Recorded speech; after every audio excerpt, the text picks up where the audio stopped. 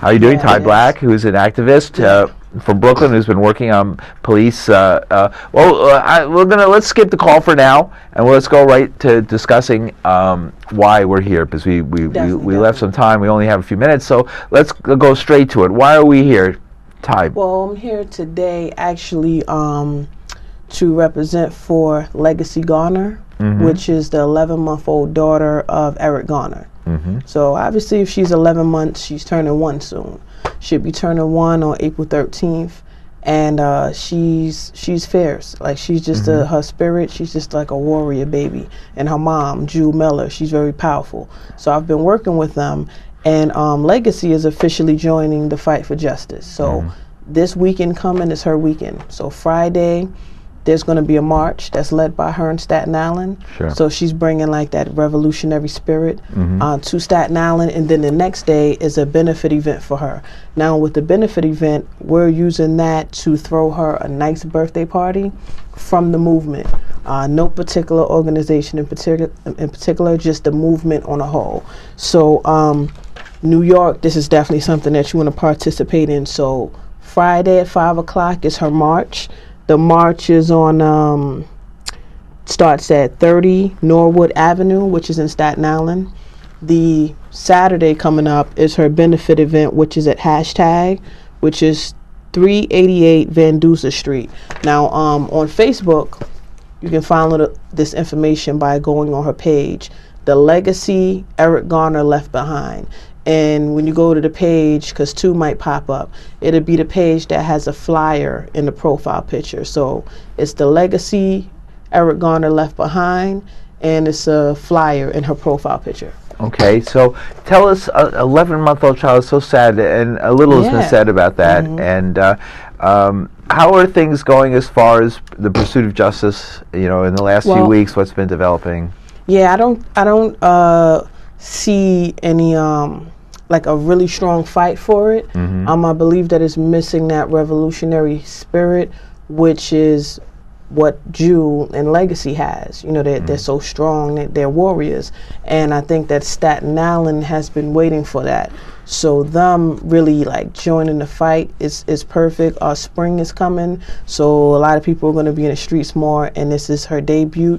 And, you know, I'm behind it 100%. My comrades are behind her and her mom. And, you know, they didn't release the transcripts, but we weren't really as active in that fight due to, like, the National Action Network involvement in that. But, you know, they didn't get the transcripts, and now we'll be seeing what we can do to get the transcripts. Of the grand jury. And actually on Staten Island, they're having a special election May 5th.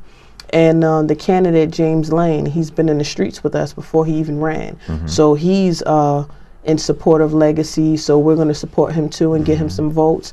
And he says that when he gets in office, he's going to fight for the transcripts and to get special investigations for these cases, police brutality cases. So that's his political stance. So the big issue is the 1,000 cops, right? And Commissioner Bratton's call for 1,000 new cops. He's been shadowed everywhere he goes. He's trying to play it down, saying I think the last time at the city council when he was disrupted by protesters who've been shadowing him. He said, like Jimmy Durante, everybody wants to get into the act, but we know it's a little bit more than that, isn't it? Definitely. He's trying to downplay it, and so actually April 3rd, he's going to get a big response. We'll be in the streets at One Police Plaza, and because he's saying it's a small group that doesn't want the 1,000 cops, but it's really a lot of us. So April 3rd, we'll be giving out all the responses in the world at One Police Plaza. It seems to be the tactic that's been going on here, Ty, is that trying to not cover the numbers of people who are coming out, marginalizing and fringifying the people, so it seems like they're not, it's just a group of activists or crazies or people from, you know, the outside of the city, outside agitators, what have you. And in fact, that, you know, if anybody's gone to any of these events, it could be furthest from the truth. Definitely. I mean, at that march back in November, it was tens of thousands of people, and without much, and people didn't have to put out a lot of posters or leaflets. Just a simple call, and the streets are filled. People like Brad, and they use their position to speak to the masses, across the world. And what he says, they can't see, they're not here. Yeah. So they might take it off of face value, which is so important for us to continue to be in the streets, continue to do interviews like this, continue to be on the internet. This way, the world can see that he's a liar and he doesn't have the people's best interests. Let's take there's a call. Let's give it. I'm hesitant, but we'll give it a shot. All right, go ahead. Go ahead. I just want to say, no, cut it. All right, I'm sorry about that. All right, we're trying to get an intelligent call, and occasionally you do get an intelligent call, but I think we have this guy who's been hooking up on it, today and just bothering us. So let's just ignore that and move on with this very important information. All right. Yeah. Also, this button I have is Justice for Black Women. Yeah. This is to highlight that this happens to women too. Yeah. And then also to support the women like Jude Miller or Kimberly Ballinger, who has to take care of the babies when the police killed these children's fathers. Yeah. And actually, the next court date, because the last time I was here was for Kai Gurley. The next court date is May 14th. And after the court is over, me and a strong, powerful group of activists are heading to Ferguson. Different activists from different states are going there on that day. So as the weather turns to spring, things are starting up again, right? Like to make a united front for the movement. I see. So these buttons, I have these, and these are the product that we're helping to go to the fundraiser for the 16 to 18 activists that's going to Ferguson in May. So we're going to go and represent for New York and meet people that are doing stuff in the other states. Because, the media is not going to put out what's going on. Yeah. So we get to meet each other face to face and get to know what's going on. And we'll bring the stories back. Cool. All right, so tell us, let's go back again, what's happening this Friday and this weekend.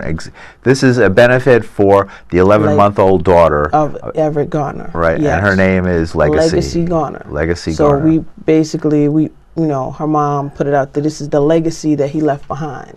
And, we don't want her to be overlooked, and she's so powerful at a young age.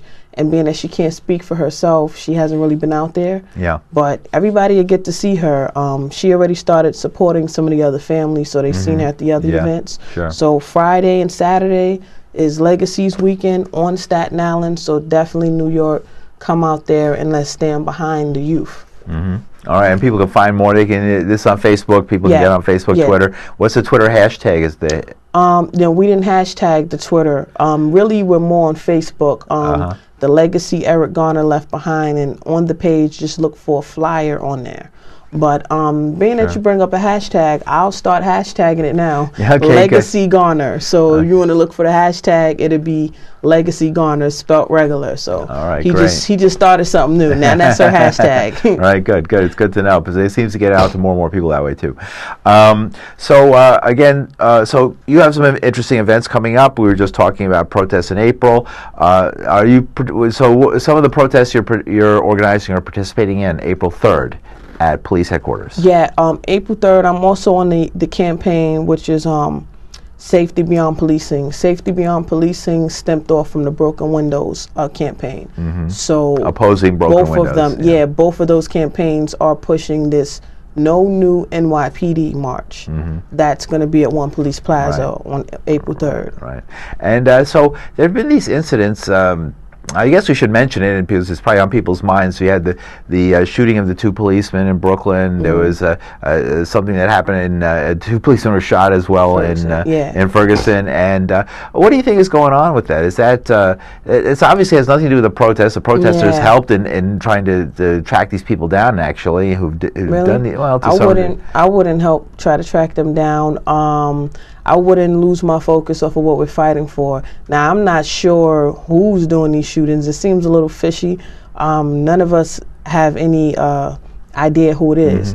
Now, I wouldn't knock anyone if that's their belief to do that type of action, because at this point, we've been going through the justice system for years upon years. I mean, decades. You know what I'm saying? So if that's what they chose to do for their street justice, I don't knock them.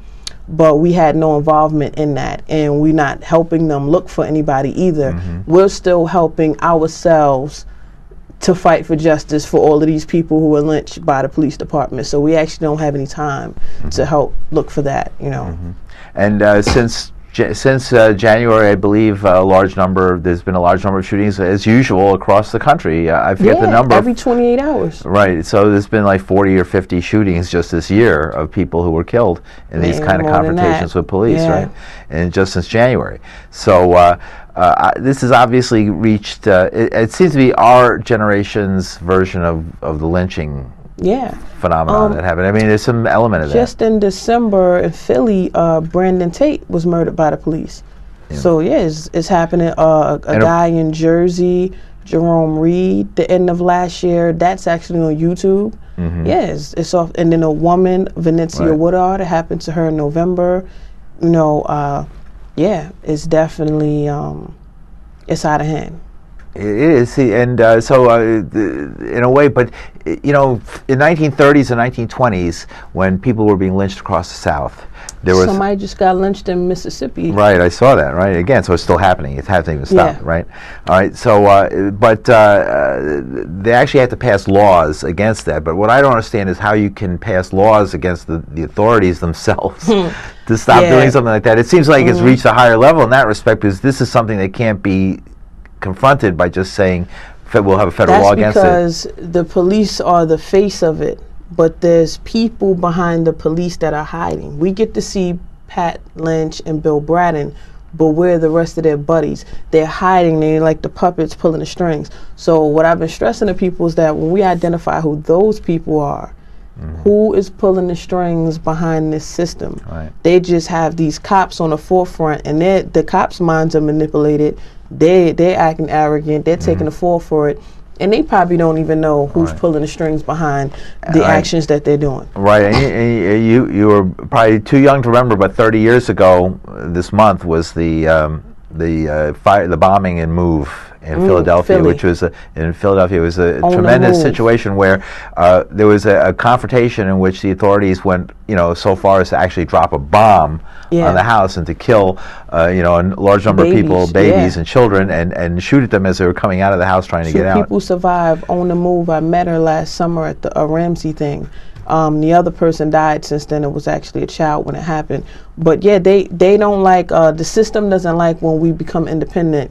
So that group of people started living independent and they didn't go to the school systems or, to the work system, and they were living off of nature. And they didn't like that. So they bombed them, and then they didn't help them. So it wasn't like they bombed them so they could evacuate. They bombed them and then didn't help them, and then there actually are witness reports that says that when they were running out of the back of the house, they were shooting so they can't get out the back. So that was like really that was very famous at the time. Execution style. They were trapping them in the house as it burned. Right. And it was a terrible situation. One more minute. So in this last minute, why don't we remind people about the event that's happening in Staten Island? Legacy Weekend. Friday is the march. The march is on Staten Island. It begins at 30 Norwood. Saturday is her benefit event. It starts at 5 o'clock, and that's at #bar on Van Duzer Street. Again, Facebook, the Legacy Eric Garner Left Behind. Click the page that has the flyer in the profile, and now that he brought it up, we'll be on Twitter with the hashtag Legacy Garner. And I fully endorse anything that would help support the child of Eric Garner, who was cut down in his youth and left a young family that needs to be supported now. And it looks like the community has to do the support. It's to step in and do the support that a father should have been and wanted to do and was prevented from doing by this terrible act. So thank you, Ty Black, for joining us. Thanks for having me. Anytime. All right. Well, we did it. Yeah, we did. Got the word out.